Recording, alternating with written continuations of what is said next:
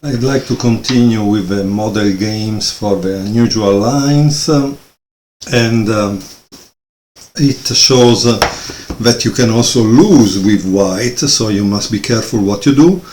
And another thing I noticed, the game I want to show you is Huerta Dairon against Nogueira Santiago Jesus, and it's from Merida 2008. But we know that this book is from 2005 in Italian, so it means that when New in Chess made it in English, they revised it, they changed some things, they included examples that probably were not available in the fourth edition of the Italian book. So white plays d4, b5. So we must be careful about these openings because in a rapid game they can be surprising us and they can give us problem. So e4, bishop b7, and here white plays f3. A move that while might solve this problem, in reality blocks this knight from developing. And again, in the opening, you shouldn't care about pawns. Yes, you should, but not at the cost of block your development, okay? a6, bishop e3, g6. As you can see, the idea of black is to attack from these sidelines, let's say, from the flanks. Bishop d3, bishop g7, c3. Oh my god, I don't understand. White is scared, I don't know, yes, probably a case of a scary flu, I don't know. He's doing this that is ugly, honestly very ugly. d6, knight e2, knight d7, a4. Now I finally attack.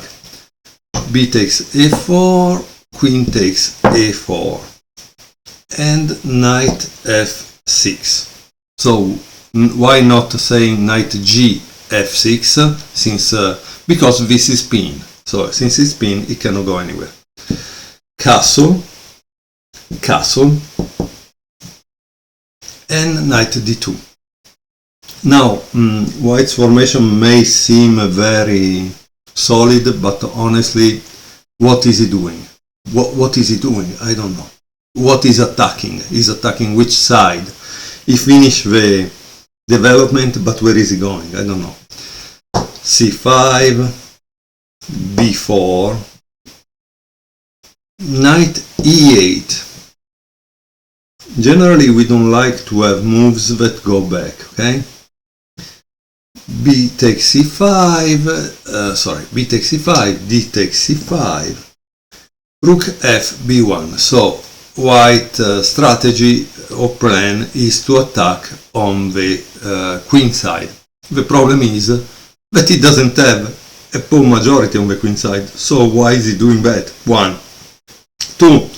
He puts this rook here, and this is still on this diagonal. Generally, grandmasters like to take away the pieces from where the opponent can shoot them, okay? Rook, queen c8, knight c4, bishop c6, and queen a3, attacking this, and behind there is that. Knight c7, knight b6, knight takes b6, rook takes b6. And now bishop b5, c4, and like I told you, right, there is a problem at this point, because the diagonal gets open, and this could be in trouble. Let's see what happens, because I'm curious how he deals with it. It doesn't take back. He prefers to play bishop g5. Bishop d7, and you see, sometimes in this case an annotated game would give you what happens, right? Why didn't take this? Why didn't take this? What are the reasons? What's going on? Because if he takes with this, exchange, take is attacking again, right? So he doesn't want to change the bishop pair, he doesn't want to lose that, right? Probably that's the reason. Bishop g5, bishop d7. So let's see what's going on here. Bishop takes e7 and rook e8. Bishop d6. Queen d8. Now this rook is hanging, remember that. Queen a5, rook c8. Knight f4, knight e6, knight takes e6, bishop takes e6.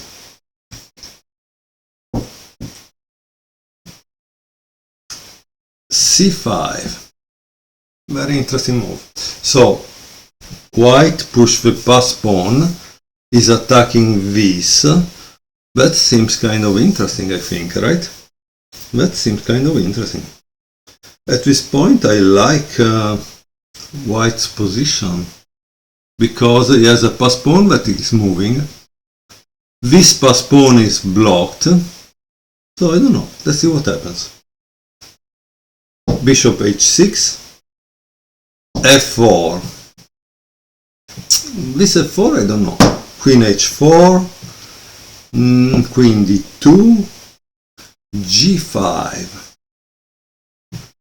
g3, queen h5, and f5,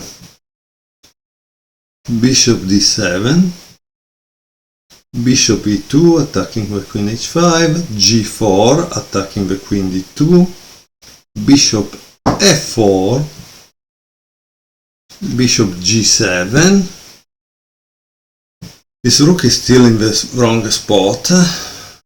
Rook queen d1, rook takes e4, bishop takes g4, and now if you are black, tell me what are you going to play, okay? Because this is kind of interesting situation. What are you going to play if you are black? Black played rook e1, check. Rook takes e1, queen takes e1, queen takes g4, c6, bishop takes f5. Now we start to see the power of the bishop pair. Rook a takes a6, d3, rook a4, bishop f8, rook c4 because the rook obviously belongs behind the passer, queen f3. I think this guy forgot that there is a possibility to give checkmate. I don't know. It's kind of scary at this point. Rook b5, bishop h3, the threat is checkmate here, rook b2, and rook e8, that I thought it was going to happen, honestly. Because the point is that is trying to give checkmate, right? So after rook e8, white resign. Let's see why our friend white is resigning. If he plays this, what's going on? Right?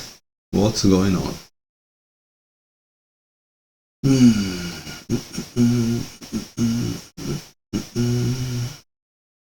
What would you play if you were white, if you were black here?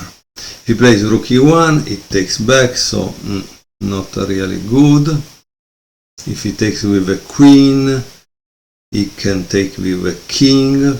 I don't know. Oh, wait a second. If he plays this move, it's kind of interesting.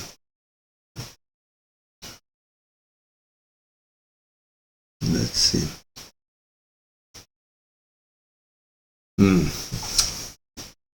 What does black do? Boom. This is a move. So as you can see, yes, it took me definitely more than a computer. I'm sorry. But the reality is, at least I think with my head. Because honestly, I also thought this bishop c5, but unfortunately it doesn't work. This doesn't work. So I had to find this. And this works. Okay? Because this is the end of the game. Once you do this, checkmate. So that's the reason why white resigned. And we need to do this, otherwise we are just watching the game in a passive way, and which means we are not learning anything. We need to ask ourselves questions, we need to find our own answer. We don't need an engine to find the answer for us, because yes, the engine can tell you where the mistake was, but would you find it by yourself? If you don't find it by yourself, you're wasting time. That's the reality, because you will not find it next time. So thank you for watching, and see you for the next video.